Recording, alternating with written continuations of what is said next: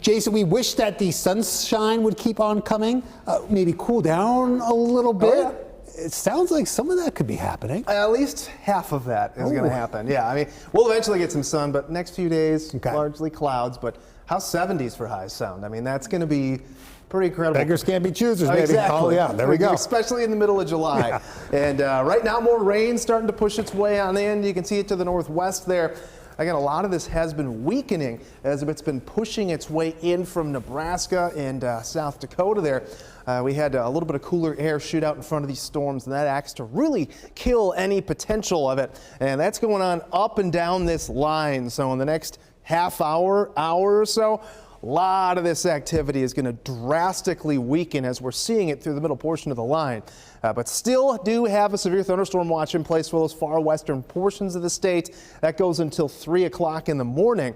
And that line to the north likely bringing some decent rain in spots. It's got some lightning, but again, no severe elements to that line right now. We look ahead towards tomorrow. Main severe threat looks to be off to our east, Quad Cities eastward into Chicago, upwards into Milwaukee. Has a level 2 threat. Again, that's level 2 on a scale that goes all the way up to 5. But for much of the state, we're under a level 1 risk. So there is at least some potential for an isolated damaging wind gust, but really going to depend on the evolution of those storms as we head throughout the afternoon and evening tomorrow. As it sits right now, they may struggle to get their act back together. Here's the initial surge as this little area of low pressure pushes its way eastward. That's going to drive storms to the eastern edge of the state already by 10 o'clock in the morning. Keep your eye to the south here as we'll have a front just kind of chilling its way on down there. And again, I don't really expect that to surge back much further to the north. It could, but just something we'll have to keep an eye on for any more chances for showers and thunderstorms out there tomorrow. Thursday, though, looking dry, 8 p.m.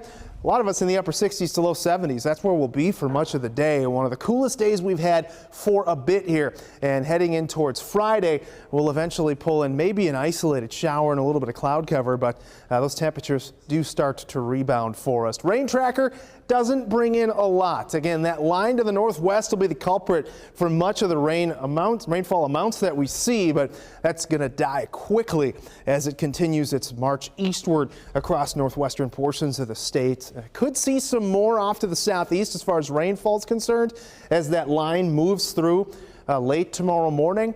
But again, central portions of the state really don't look to pick up much. Metro looking good downtown. We've got skyline there all lit up. That 8-day forecast heading into the weekend, though, again, cool drop is what we take on Thursday down to 76. More chances for showers and thunderstorms Saturday, Sunday as we climb back into the 90s for RAGBRAI.